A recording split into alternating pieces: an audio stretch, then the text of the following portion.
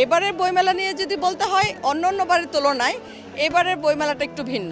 একটা স্বাধীন স্বাধীন একটা ভাব, একটা বিপ্লব, একটা ফেসিস্টের পরে যখন একটা হয় যে বাধা বিপত্তি ছাড়া একটা জায়গায় মনে হয় ঘুরতে পারছি। জায়গার প্রাকৃতিক যে সৌন্দর্যগুলা ফার্স্ট টাইম এসে যা দেখলাম যে এ জায়গার যে সৌন্দর্য ওইটা যদি রচনা করি তাহলেই সুন্দর একটা বই লেখা যাবে। এখন বইমেলায় আগে যেরকম পাঠকরা শুধু বই পড়তে আসতো, এখন তার থেকে বইমেলাটা দর্শন স্থান হিসেবে বেশি প্রাধান্য পাবে। আমার কাছে মনে হয় যে বইয়ের থেকে হচ্ছে বইমেলা এসে ঘুরে যাওয়া বা একটা বইয়ের সাথে এখন যে ইনফ্লুয়েন্সার বা আমরা যে বিভিন্ন মিডিয়া সেলিব্রিটি যে এখানে ব্যাপারটা দেখি, সেটার মনে হয় এখানে লেখকদের থেকে সেই প্রাধান্যটা বেশি পায়। লিটল ম্যাগটা আমি এবার দেখলাম একটু কম, মানুষজন একটু কম, ওটা নিয়ে আর কি, ওটা আর একটু বেটার করলে আমার মনে হয়েছে যে একটু বেটার হতো আর। এবার বইমেলায় এসে আমার অনেক ভালো লেগেছে, ঘুরে ফিরে এবারে ফার্স্ট এসেছি, সব কিছুই ভালো লাগছে এবং গল্পের বই কেনার ইচ্ছা আছে।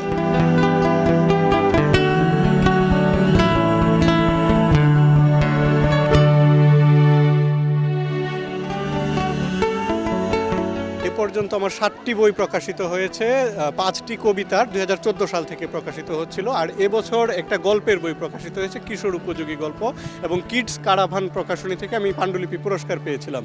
তো অনেক আশা ছিল যে অনেক বেশি বিক্রি হবে।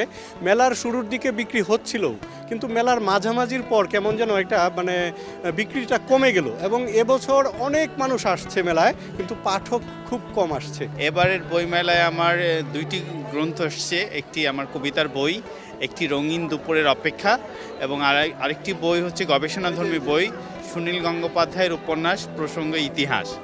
আমি এ পর্যন্ত 5টি উপন্যাস, 4টি ছোট গল্পের বই, 2টি কবিতার বই লিখেছি। আমার গ্রন্থ সংখ্যা প্রায় 12টি। তবে গত যে কোনো বারের চেয়ে এবারে মেলাটা অত্যন্ত অর্গানাইজ এবং ভালোভাবে পরিচালিত হচ্ছে। কর্তৃপক্ষের কাছে আমার অনুরোধ দাবি, যদি আরও 15টা যদি মেলাটা বাড়ানো যায় তাহলে হয়তো আমাদের মতো বইপ্রেমিক লোক যারা আছে তারা আরও বেশি মেলায় আসতে পারত।